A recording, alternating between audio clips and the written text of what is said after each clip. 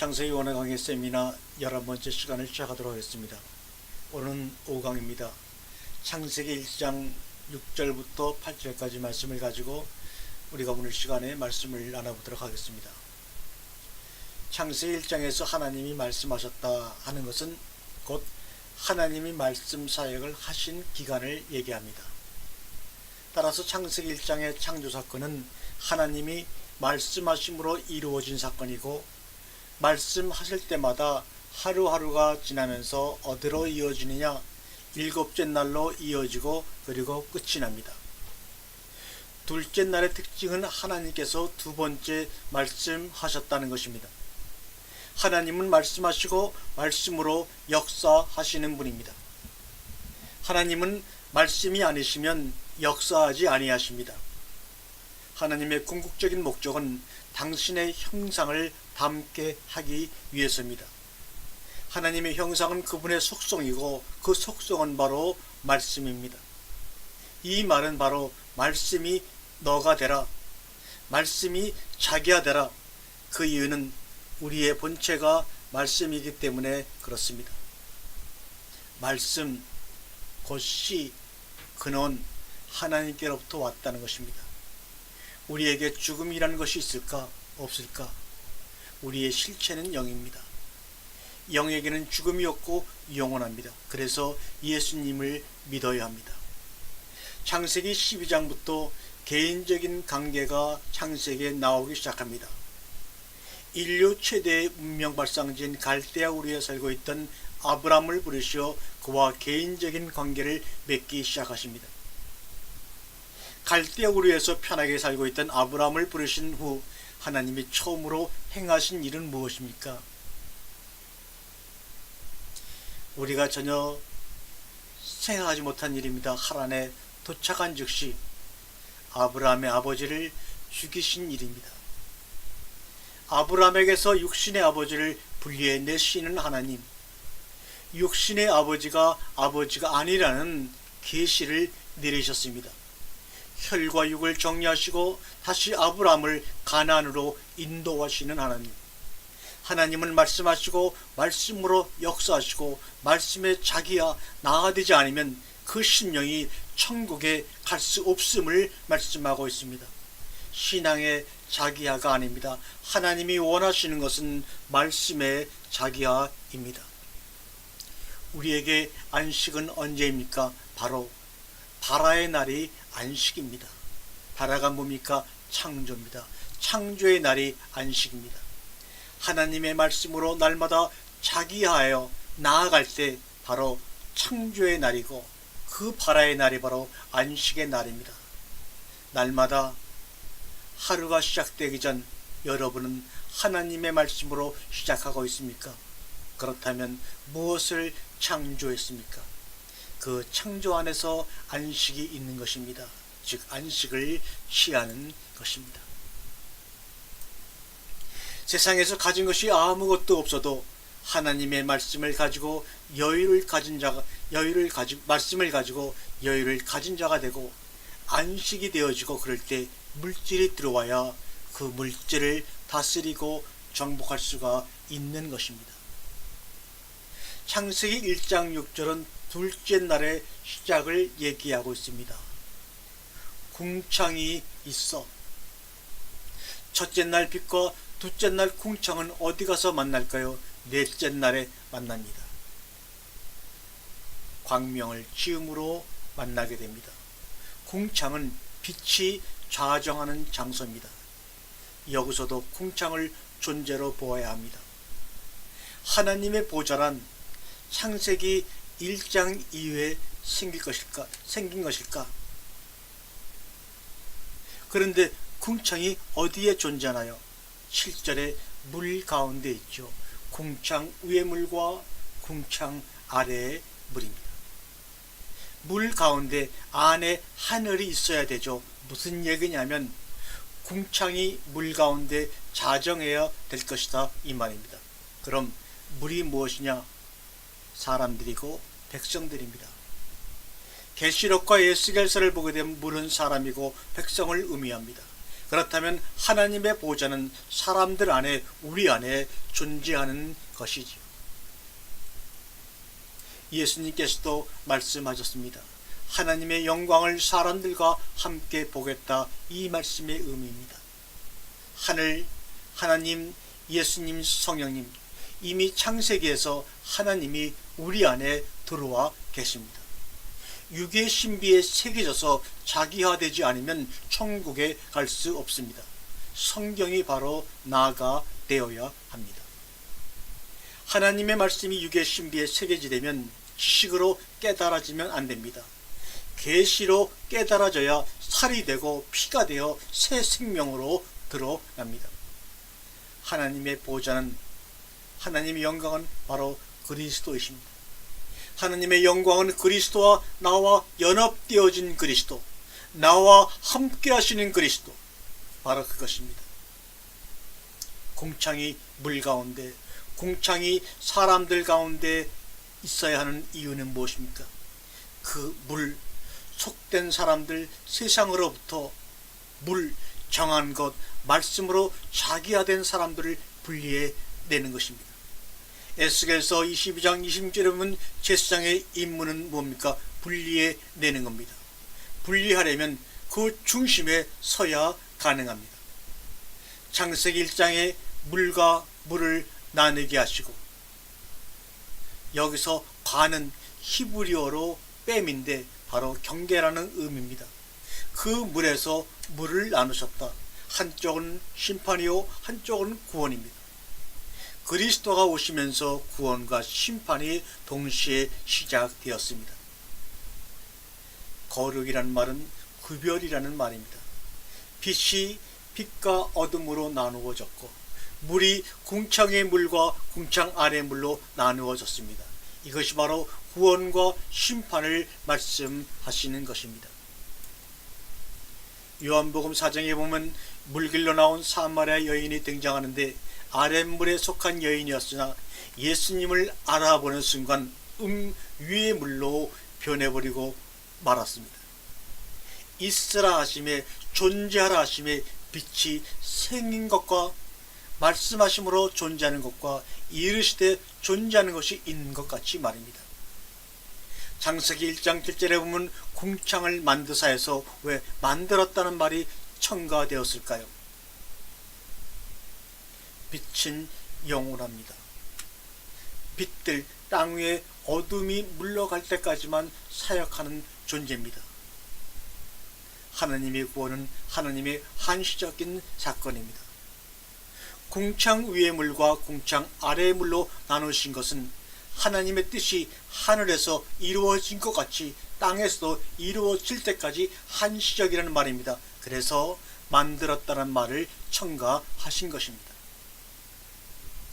창세기 1장 7절로 가게 되면 나누게 하심에, 여기서 나누게는 마달이라는 사역 동사입니다. 그러므로 위와 아래라는 방위적 개념으로 생각하면 안 되고 사역적 개념으로 봐야 합니다. 왜? 바다이라는 동사가 사역 동사이기 때문에 그렇습니다. 위 하늘적, 아래 세상적. 창세기 1장 7절 그대로 되니라 분리되고 나누어진 결과입니다. 반드시 말씀대로 이루어집니다. 그럼 누가 그것을 확인하는가? 내가 확인되어진 나, 그것이 바로 계시입니다.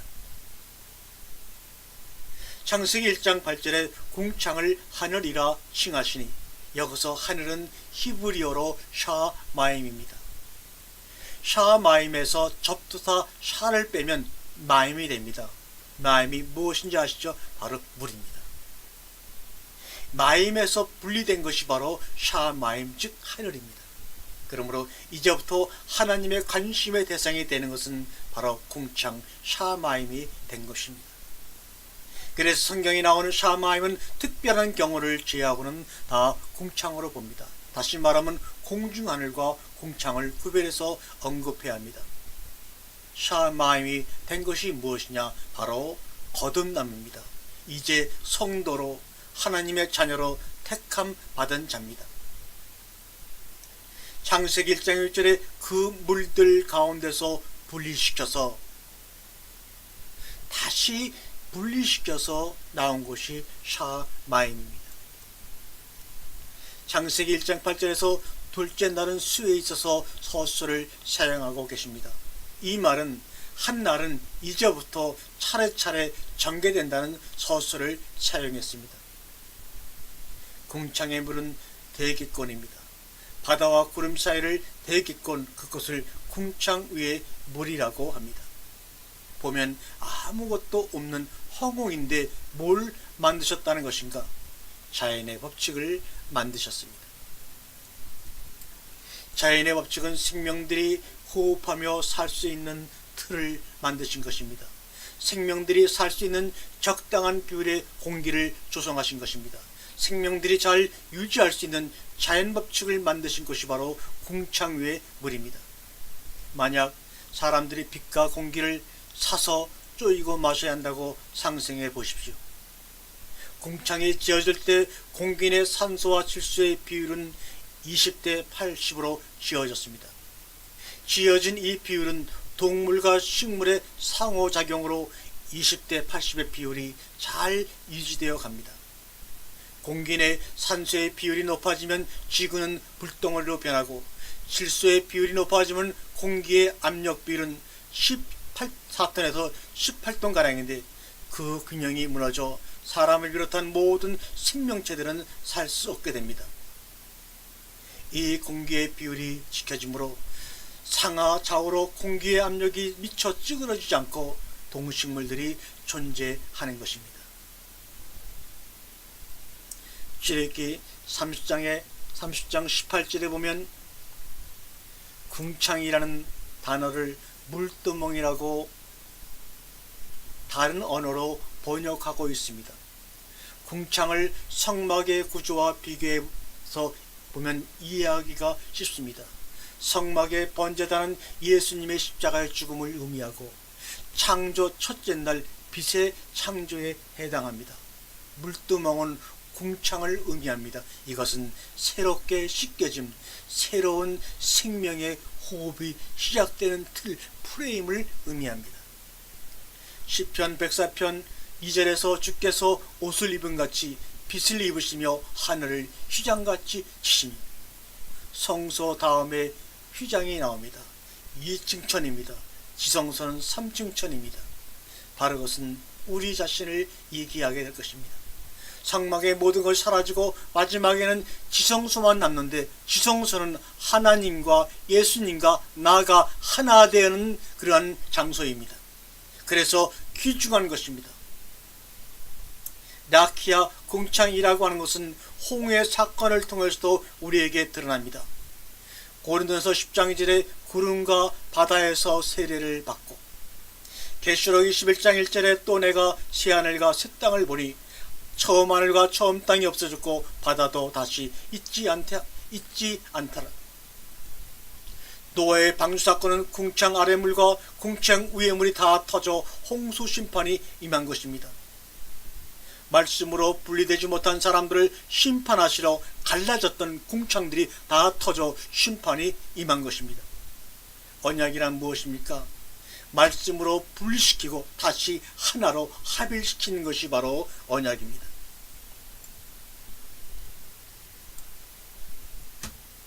보시기에, 하나님이 보시기에 둘째 날에 틀이 조성되기 시작하면서 셋째 날에 완성되는 과정이었기에, 그래서 하나님이 보시기에 좋았더라 를 둘째 날에는 말씀하지 아니하시고 틀이 완성된 셋째 날에 두 번이나 좋았더라라고 반복해 말씀하셨던 것입니다. 그래서 둘째 날에는 좋았더라는 말씀을 하지 않으신 것입니다. 보시기에 와야르, 이 말은 도우심, 준비하심, 염려하심, 감찰하다, 보호하다, 이런 뜻으로 쓰인 히브리어입니다. 창세기 16장 11절에는 감찰하신 하나님, 창세기 22장에는 이래라고, 여호와 이래라고 준비되리라는 뜻으로 쓰였고, 이사야 63장에는 보옵소서라고 와야르가 번역이 되었고, 출애굽기 4장 29절에는 살피셨다, 욥기 7장에는 간섭하신 하나님, 감찰하신 하나님, 이렇게 보시게란 말이 다양하게 구약 성경에서는 쓰였습니다. 와야르가 헬라어로 라합니다. 똑같은 단어입니다. 그래서 요한복음 17장 11절에 내게 주신 아버지의 이름으로 그들을 보존하사 라하, 주님이 계속해서 주목하여 보고 계셨다는 말입니다. 지금 여러분의 모습은 하나님이 보시기에 주와 따르러 지어져 가고 있는 것입니다. 지금 여러분의 모습은 하나님이 지키시는 열매입니다. 여러분이 그리스도인임을 믿고 있다면 말입니다.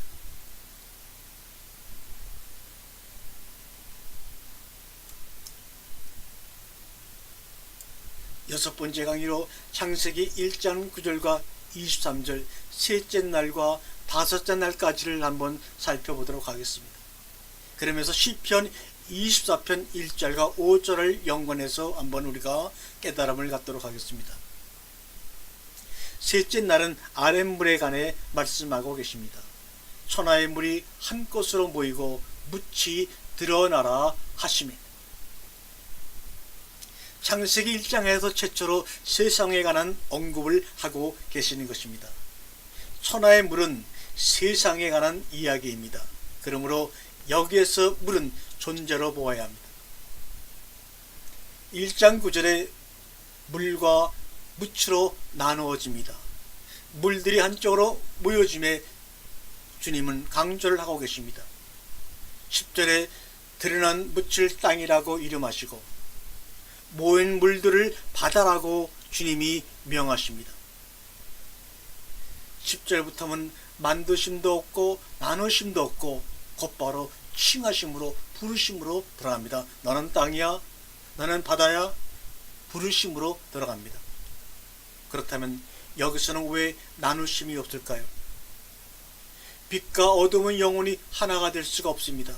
은밀과 아랫물은 역시 하나가 될 수 없습니다. 이 둘은 절대 분리의 존재가 되는 것입니다. 그러나 땅과 바다는 경계만 있을 뿐 아랫물에 속한 대상들입니다. 고로 이 말씀은 바로 두 세력을 의미하는 것입니다. 어떤 세력과 어떤 세력입니까? 땅과 바다의 두 세력입니다. 하나님은 다섯째 날과 여섯째 날을 통해서 땅과 바다의 기능과 역할을 부여하고 계십니다.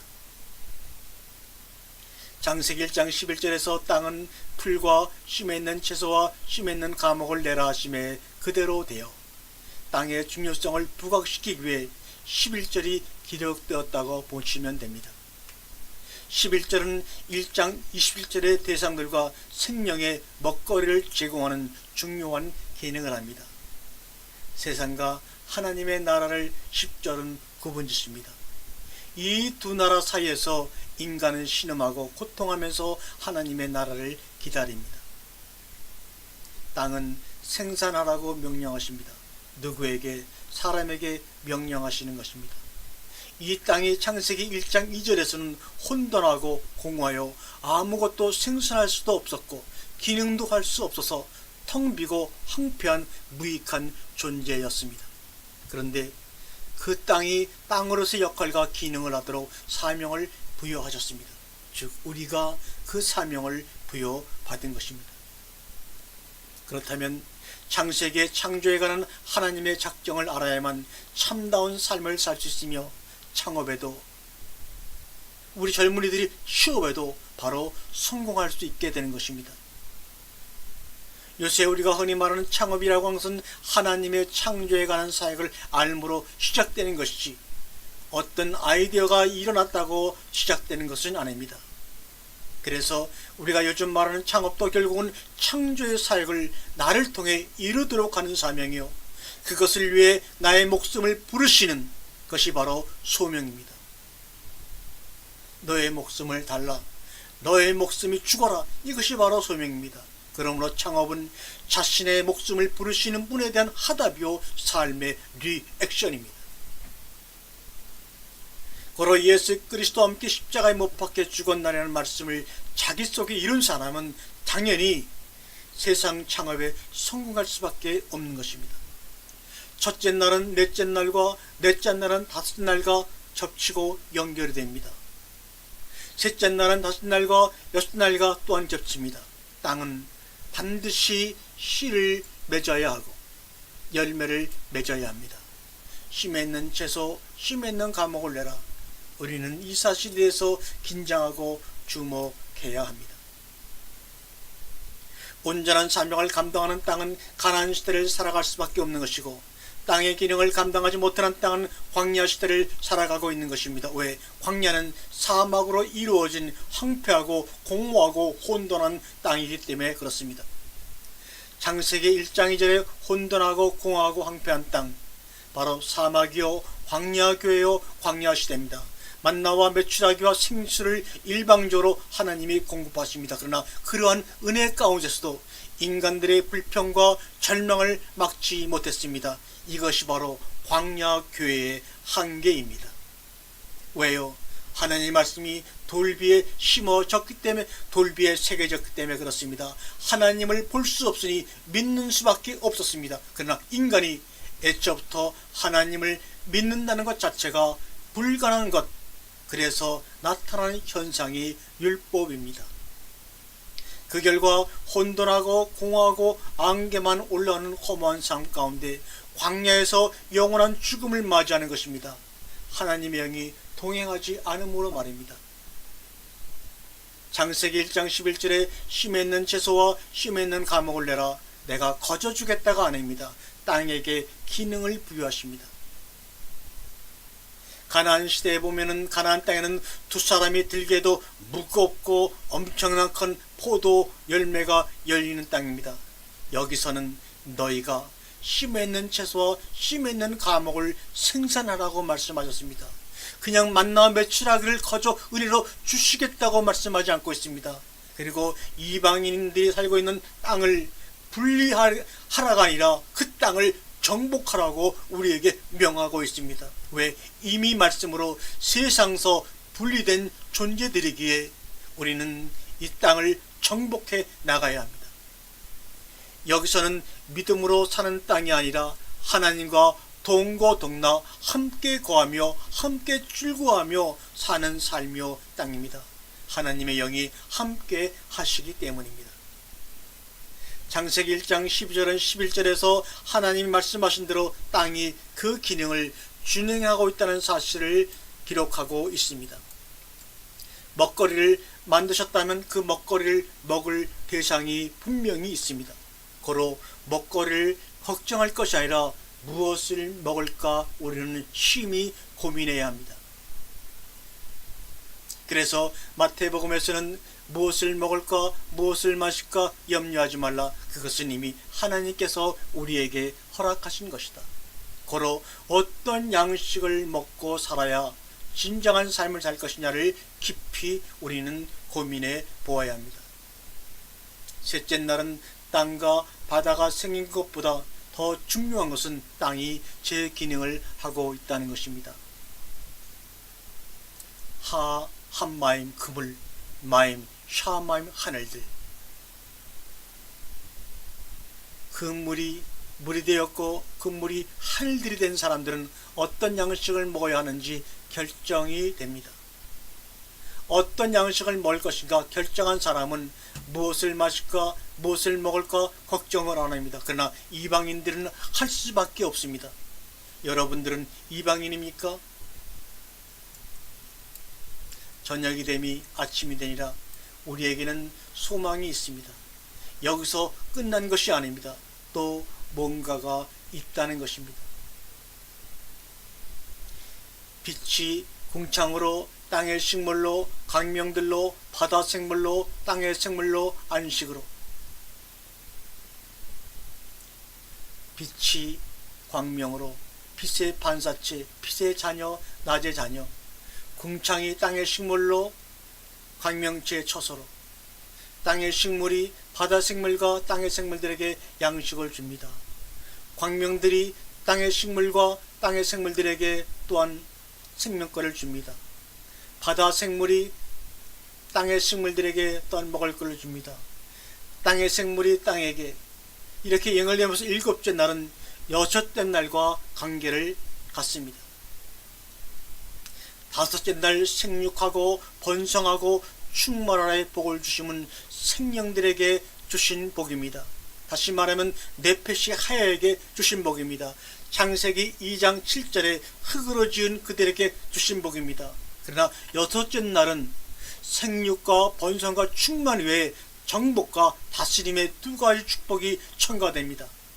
이 말은 말씀을 먹고 생수를 마시고 그리스도로 옷 입고 사는 자에게 더하시는 오복의 축복입니다.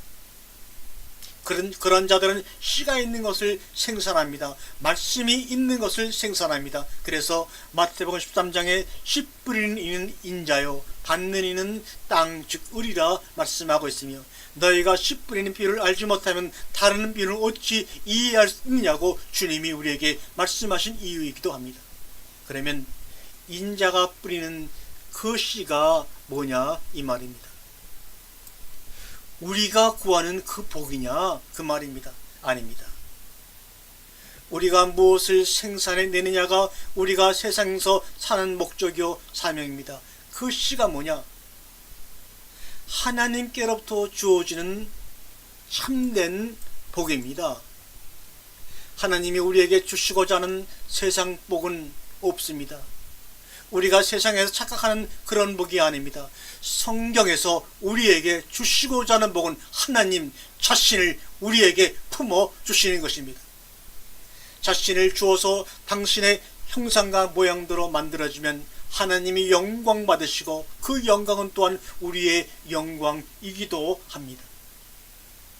계시록까지의 싸움은 다섯째 날과 여섯째 날의 싸움입니다. 창세기 1장 29절과 30절에서 사람에게는 심에 있는 채소와 심에 있는 과목을 먹을거리로 주셨고 짐승과 새들에게는 푸른 풀을 먹이로 주셨습니다. 창세기 28장에 땅을 정복하고 모든 생물을 다스림은 하나님의 형상대로 지음받은 인간에게만 허락하셨습니다. 땅은 정복의 대상, 모든 생물은 다스림의 대상입니다. 여러분, 바다가 경계를 넘어서 땅으로 들어오면 그것을 우리는 뭐라고 합니까? 자연재해다. 이것이 우리가 말하는 쓰나미입니다. 셋째 날은 생물이, 인간과 동식물이 생존할 수 있는 틀을 하나님께서 완성해 놓으셨습니다. 보세요. 이 지구를 보게 되면 바다가 70%요 땅이 30%입니다. 7대3의 비율이 깨지면 식물이 존재할 수가 없습니다. 바다의 비율이 높아지면 땅이 습지로 변하고 줄어들면 가뭄이 일어납니다. 이것은 인간들의 탐욕의 결과입니다. 문명의 바벨탑입니다. 너무나 문명과 문화가 발전되어짐을 좋아하지만 마시기 바랍니다. 셋째 날에는 보시기에 좋았다를 2번이나 반복해 말씀하셨습니다. 그 이유는 둘째 날과 연결하여 둘째 날에는 창조의 틀을 만드시는 과정이셨기에 보시기에 좋았다를 하지 않으신 것을 완성시켜 놓으시고 보니 너무너무나 좋으셔서 반복해서 보시기에 좋았더라, 보시기에 좋았다를 2번 말씀하신 것입니다. 1장 10절을 묻힐 땅이라 부르시고 물을 바다라 부르시니 묻힌 구원과 하나님의 나라의 완성을 의미합니다. 계시록에서는 바다가 없는 새하늘과 새 땅을 지향한다고 말씀하고 있습니다. 연결에 1장 22절로 내려가니 큰 바다 짐승이 나옵니다. 이 큰 바다 짐승은 히브리어로 타닌, 다른 곳에서는 바다괴물, 용, 큰 물고기 이렇게 다양하게 번역을 해 놓았습니다. 출애굽기 14장 16절의 마른 땅, 여호수아 3장 10절의 마른 땅, 바다가 갈라져 완전히 물러갔음을 강조하는 겁니다. 하나님이 갈라놓은 것은 절대로 합쳐져서는 아니 됩니다. 구별되어야 합니다. 이것이 합쳐지면 재앙이요 심판입니다. 출애굽기 10장 21절에 보면 빛과 어둠이 합쳐진 9번째 재앙과 궁창 위의 물과 아래 물이 합쳐진 노아 홍수 심판이 그 대표적인 사건이 아닙니까? 창세기 1장 4절과 5절에 보면 하나님이 빛을 창조하시고 어둠을 그대로 놔두셨습니다. 이것은 분명 무슨 목적이 있는 것입니다. 즉 언젠가는 어두움을 내가 몰아낼 거야. 그날이 언제입니까? 분리된 것은 언젠가 한쪽을 완전히 재버리실 것입니다. 고로 섞이면 안 됩니다. 창조의 넷째 날은 틀의 채우심입니다. 공허한 땅에 그 공허를 채워주시는 겁니다. 궁창 위에 채우십니다. 태양과 달과 별과 각종 은하수를 통해서 사계절과 낮과 밤을 채워 넣으십니다. 널려있는 기적들을 우리가 보지 못하니 빌고 다닌 기적들을 찾아서 여기저기 헤매고 다니는 것 아닙니까? 머리의 무게는 평균 5.4kg이라고 합니다. 볼링공과 비교해 보시기 바랍니다. 그런데 이것을 달고 있어도 평생 아무 이상이 없습니다. 이것도 기적 아닙니까? 자기 자신을 바라보면서 기적을 찾지 못하는 자들이 온 세상을 바라보며 기적을 찾냐고 자기 인생을 허무하게 낭비하고 있는 경우가 얼마나 많이 있습니까? 시편 8편 3절에 주의 손가락으로 만드신 주의 하늘과 주께서 베풀어 두신 달과 별들을 내가 보니 사람이 무엇이기에 주께서 그를 생각하시며 인자가 무엇이기에 주께서 그를 돌보시나이까. 그를 하나님보다 조금 못하게 하시고 영어와 종기로 관을 씌우셨나이다. 주의 손으로 만드신 것을 다스리게 하시고 만물을 그의 발 아래 두셨으니 곧 모든 소와 양과 들짐승이며 공중의 새와 바다의 물고기와 바닷길을 다니는 것이니이다. 여호와 우리 주여, 주의 이름이 온 땅에 어찌 그리 아름다운지요. 하나님보다 조금 못하게 지으신 우리가 이 세상의 기적이 아니고 무엇입니까? 시편 9편 1절에 내가 전심으로 여호와께 감사하며 주의 모든 기이한 일들을 전하리이다. 시편 19편 1절에 하늘들이 하나님의 영광을 선포하고 궁창이 그의 손으로 하신 일을 나타내는도다. 히브리서 11장 3절에 믿음으로 모든 세계가 하나님의 말씀으로 지어진 줄 아나니 우리 보이는 것은 나타난 것으로 말미암아 된 것이 아니라고 우리에게 말씀하고 있습니다. 창세기 1장 11절과 12절에 보면 태양이 존재하기 전에 이미 각종 땅의 식물이 지어지고 있습니다.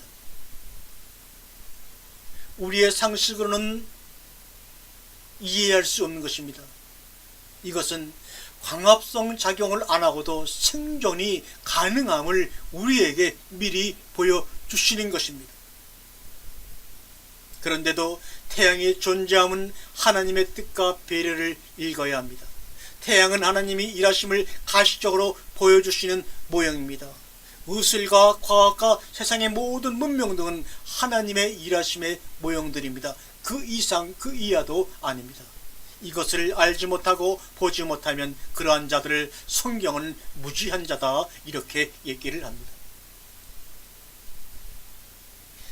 망나무를 안 주시고 밀을 주시어 사람이 그것에 동참해 다양한 빵과 요리를 만들어 함께 먹도록 하시는 하나님. 하나님은 성도들에게 교회들에게 꼭 하고 싶은 말씀이 계실 때에만 자연법칙을 거스려서 말씀을 하십니다. 그것도 성경에 딱 3번밖에 나오지 않습니다. 기도원의 요청으로 태양이 멈추게 할 때와 홍해와 요단강을 갈라지게 할 때 외에는 자연의 법칙을 스스로 거스린 적이 없으신 하나님이십니다. 우리가 찾는 기적은 하나님이 지으신 숨어있던 자연법칙을 찾아 사용하거나 이미 알고 있는 자연법칙에 순응할 때 가장 잘 드러나는 법임을 명심해야 합니다. 교회의 원리가 하나님의 나라의 원리와 똑같습니다. 그래서 교회 생활이 중요한 것입니다. 하나님의 나라가 이미 임재한 것 같이 우리는 생활을 해야 합니다. 달란트의 비유 등과 기름을 준비한 5 처녀가 그것의 모형입니다. 5째 날 바닷속의 생물은 지느러미로 생활합니다. 궁창 위의 생물은 날개로 생활합니다. 지느러미와 날개의 구조는 보면 똑같이 생겼습니다. 창세기 1장 22절에 새들과 물고기에게 복을 주셨다는 의미는 생육하고 번성하고 충만하라고 하는 의미입니다. 이 복은 하늘로부터 주어지는 생명력을 말합니다. 생육해 번성해 충만의 생명력을 말하는 것입니다. 우리가 좋아하는 바다의 대군은 한 번 알을 낳을 때 900만 개를 낳는다고 합니다. 고등어는 알을 50만 개를 낳는다고 합니다. 청어는 무한정 알을 낳는다고 합니다. 엄청난 번식력이 주어졌습니다. 왜 그랬을까요?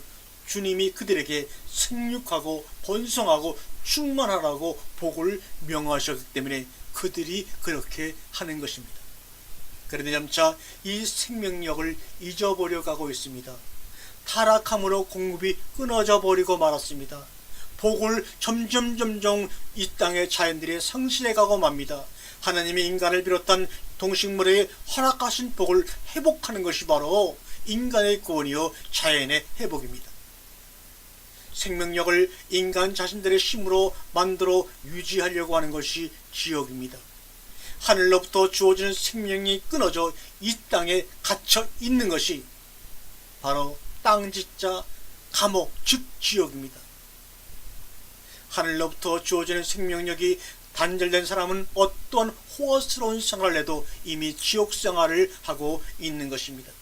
아브라함을 복의 근원으로 삼겠다는 것은 끊어져 버린 생명력을 아브라함으로부터 회복시켜 주시겠다는 약속입니다. 그래서 하나님과 통하게 만드시겠다는 것입니다.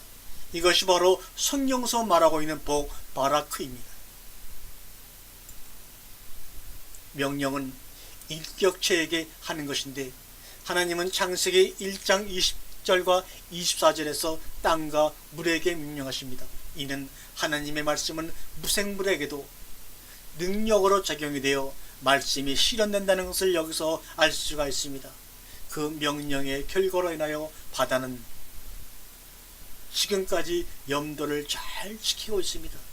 이것은 하나님의 명령을 실행하고 있는 것입니다. 염도가 낮아지거나 높아지면 바닷속의 물고기는 전멸하고 맙니다. 하늘도 땅도 태양계도 하나님의 명령을 잘 지키고 순종하고 있습니다. 하나님의 말씀대로 질서 있게 움직이고 있습니다. 지금까지 본능으로 말입니다. 그런데 우리 인간들은 스스로 자유의지를 가지고 자율성으로 죄를 짓고 있습니다. 인간들만이 하나님의 명령에 벗어나고 있습니다.